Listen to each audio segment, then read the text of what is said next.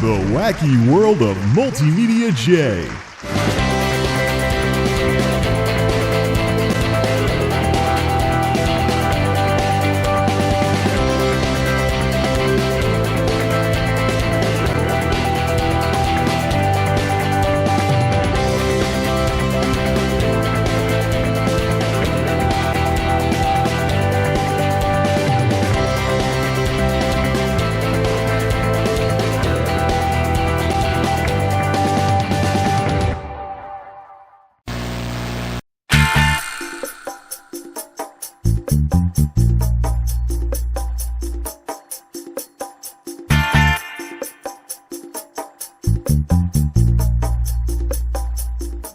Today, we dump Windows 7 in favor of XP on the Silver Bullet. We also record with the auto wind noise reduction turned off on the camera.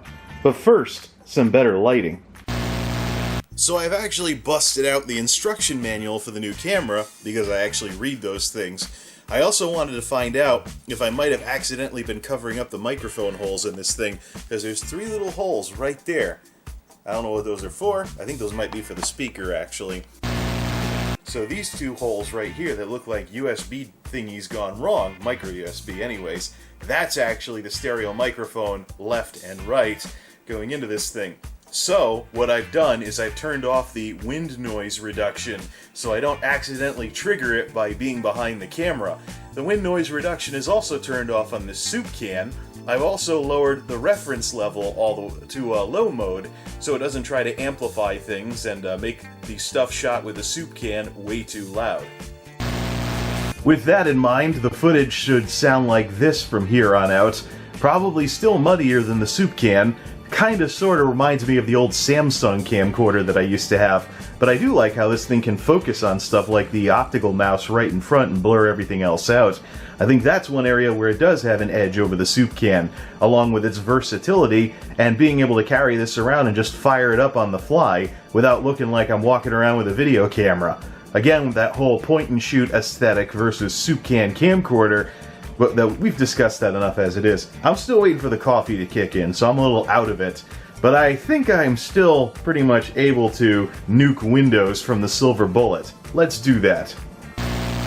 So we've dropped the lighting back down to movies and video games because while everything's doing its thing, I'm going to be playing some Legion as well.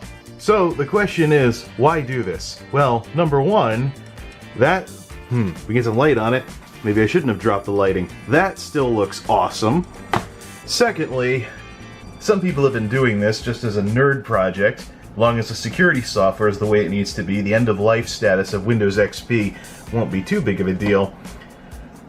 Now, also, thirdly, what else is going on, as I'm still waiting for the coffee to kick in, is that crowdsource, whatever, the enthusiasts are picking up where Microsoft left off. There's an unofficial Service Pack 4 for Windows XP now that I've downloaded that I'm going to try out with this as well.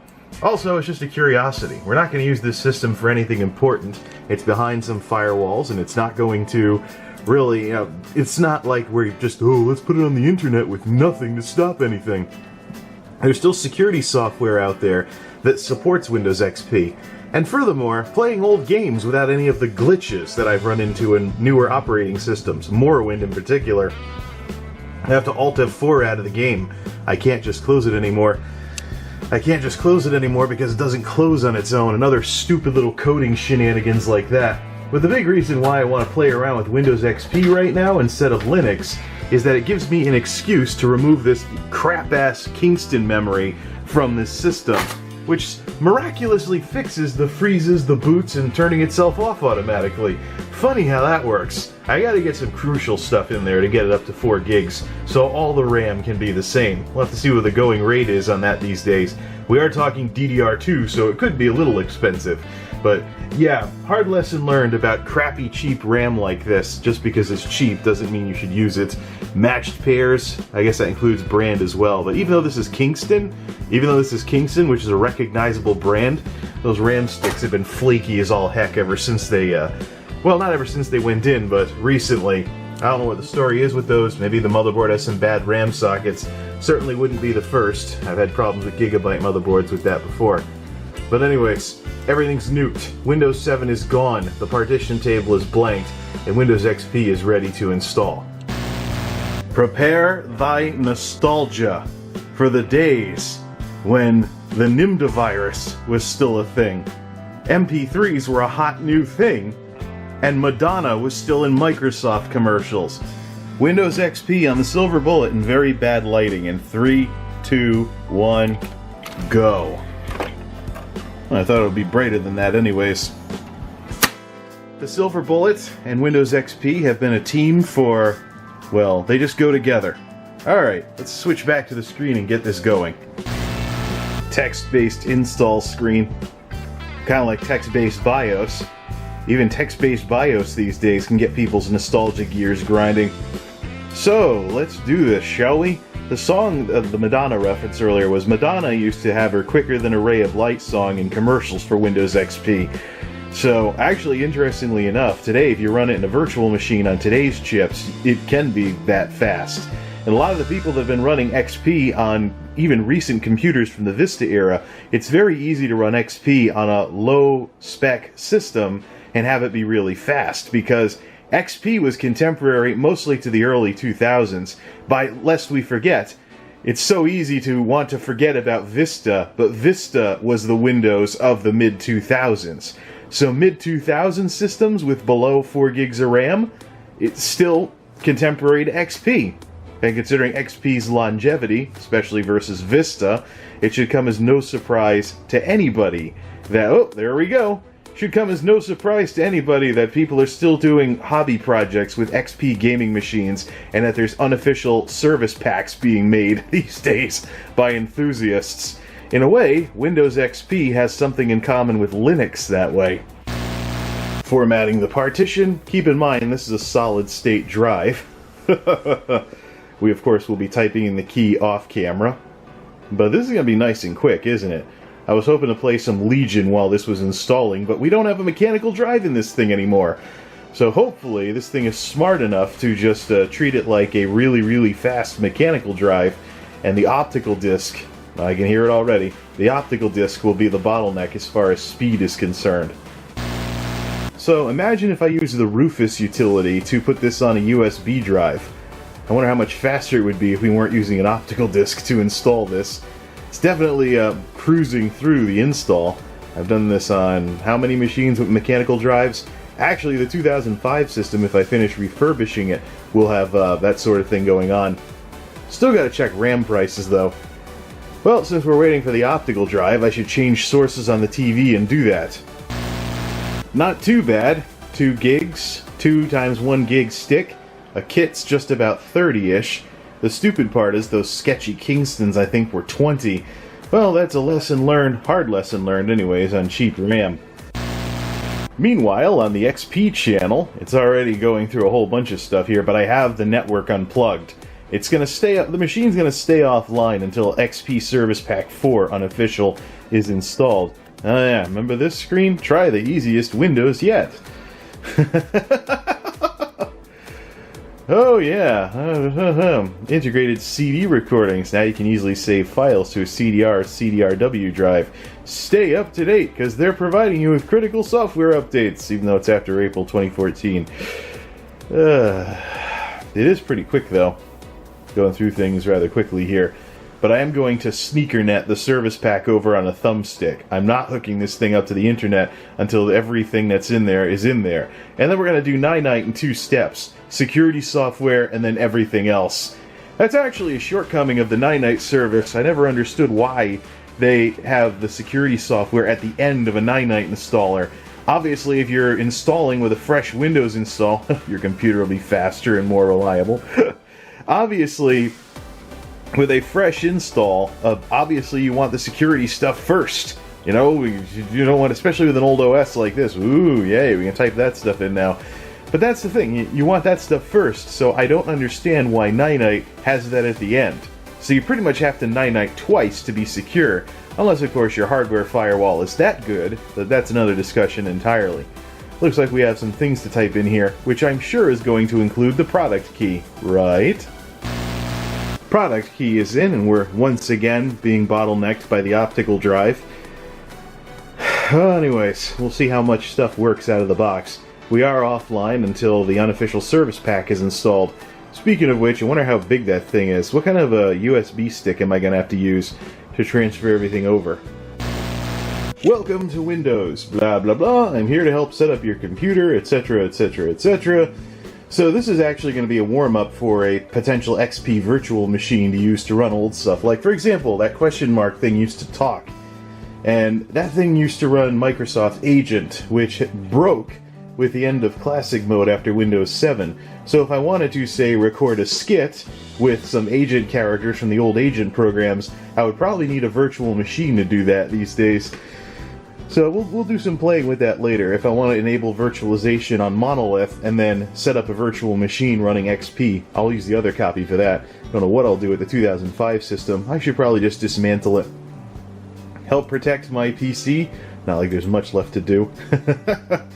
And who will use this computer? I will, of course, but I am probably not for any important accounts or anything, just as a little experiment. Just as a little experiment here. You're good to go, okay? Then, oh, long time no see. There's probably not going to be any sound, because I'm using onboard audio HDMI audio, but here it is. Windows XP. Woohoo! The classic background and everything. Your computer might be at risk. Yeah, we're also not on the internet, so we're gonna sneaker net everything over.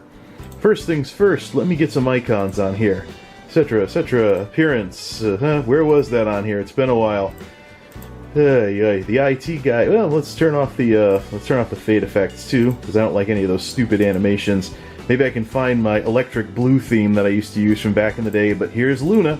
Good old Luna. Good old Luna. I don't like that icon either. I'll change the icon to like the plane or something. But here's XP, running at a really basic resolution. Can't access the internet for anything, but we're going to sneaker net over Service Pack 4, as well as some basic security software. The firewall, actually no, everything installs over the internet. So security patches first. Let's do this. There we go. There's a beep I haven't heard in a while. The partition table on the USB stick isn't recognized by XP. Compatibility issue numero uno. No, I don't want to format it. We'll do that in the other OS. The SSD seems to be working though. Just fires right up. Fun stuff. It's gonna take some work though. We gotta change the partition table on the pink stick drive, because it's too new for XP. This is probably gonna become a pattern, isn't it? We've converted the format of the partition table over from exFAT back to FAT32, and now the name of it is actually showing up.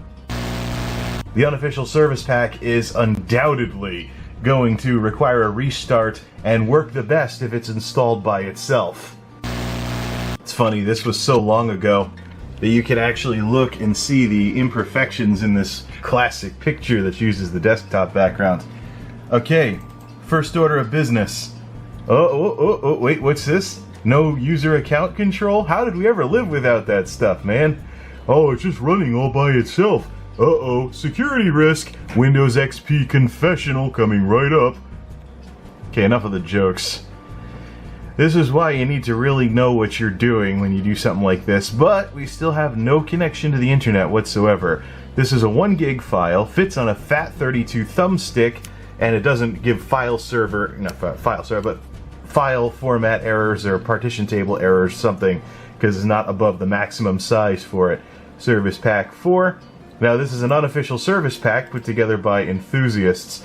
Unofficial Service Pack 4 includes all hotfixes released for MS Windows XP operating system. So this should take care of everything. This is what exactly are we running here? Properties. So the disk installed with Service Pack 2. So we got 2 gigs of RAM, 2.66 on the Core 2 Duo, Service Pack 2, so we're going to jump past Service Pack 3.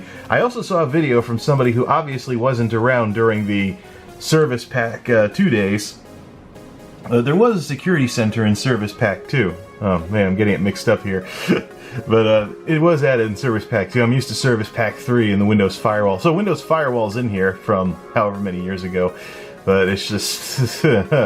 Automatic updates is in here too. Yeah, I'm getting them mixed up with somebody else that wasn't around in the Windows XP days, and they showed how green they were to Windows XP. Okay, let's start this. It's probably going to be just like, let's not archive the files. I have no files to archive. If we need to roll things back, well, we can just nuke everything. Just have the computer running off to the side doing its thing while doing something a little more fun. So I imagine this will work just like the old school installs. It'll just take a while. Wonder how much faster it'll be with an SSD though. Well, wait a minute! I spoke too soon. Yeah, let's not forget, we are getting anachronistic here with using an SSD in an XP environment. Don't we wish? You know, how many problems did I have back in the day with grindy hard drives and the paradox that faster computers took longer to start up because they were held back by mechanical drives? The bad old days. You have successfully completed the setup thing, you gotta restart. Let's do our restarts here. See if we run into the old problem we used to have with slow shutdowns. Something else on my to-do list. Well, there's your slow shutdown already. Oh, there we go.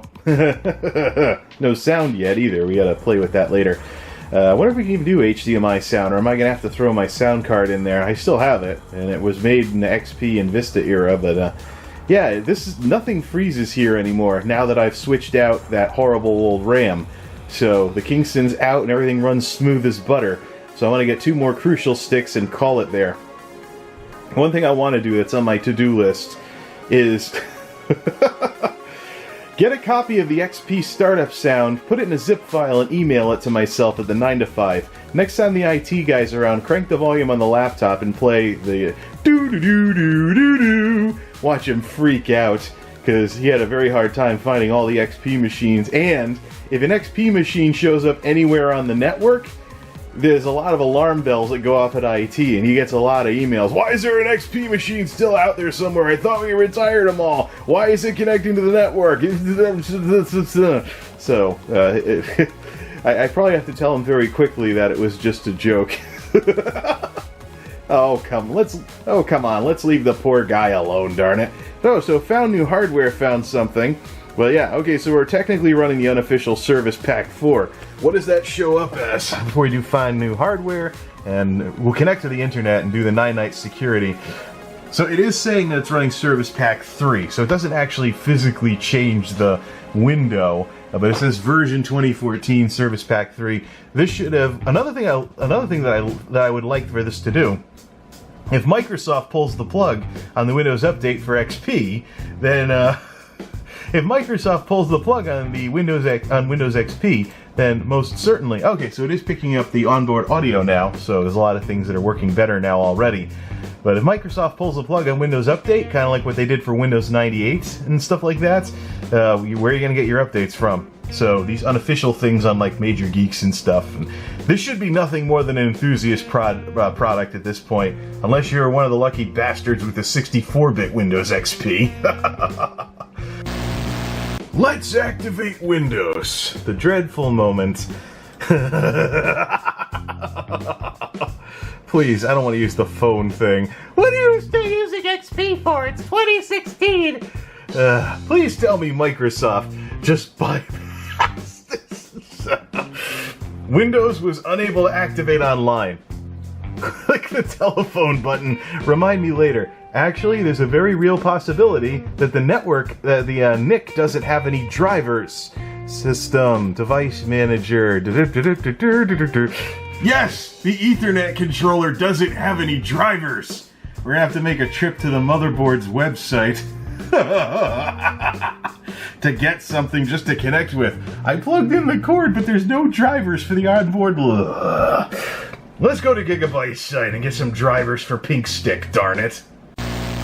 The fun part about refurbing an old machine for something like this is that the website is still there for the motherboard with XP drivers for XP 32-bit.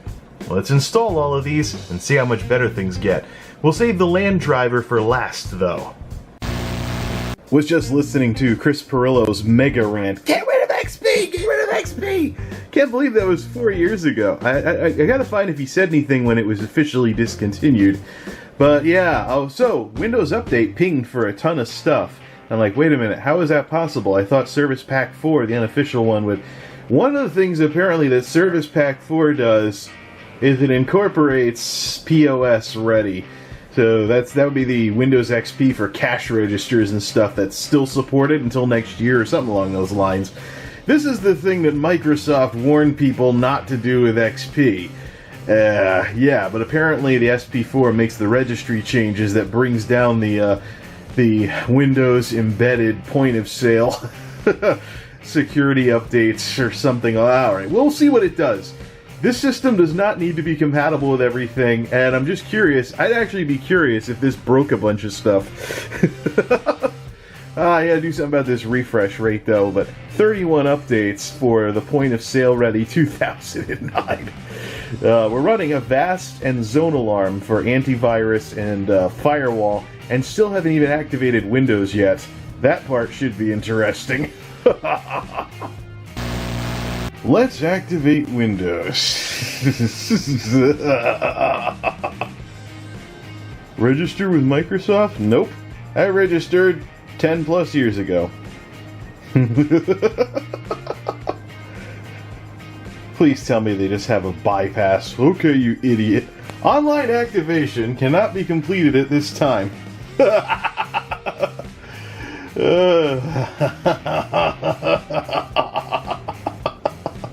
Well, I am connected. So... what happens if you use telephone? Let's see here. Provide the customer service rep.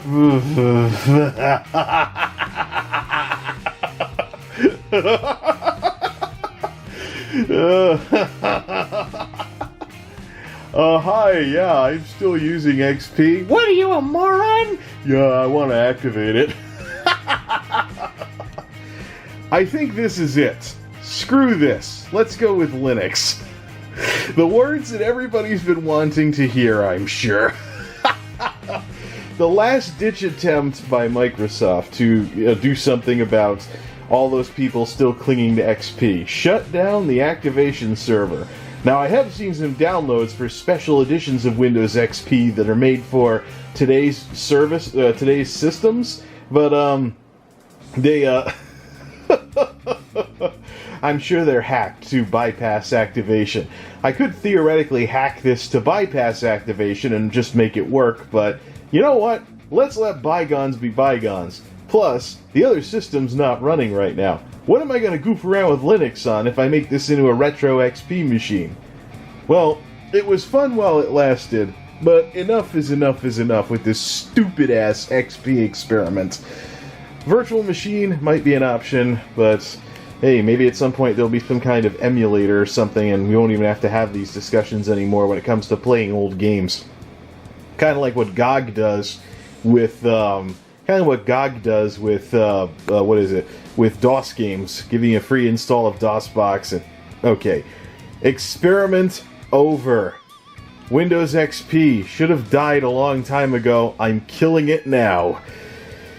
The CDs will just be for sentimental value from here on out. We're going Linux on this thing. This is MultimediaJay signing off. Thanks for stopping by.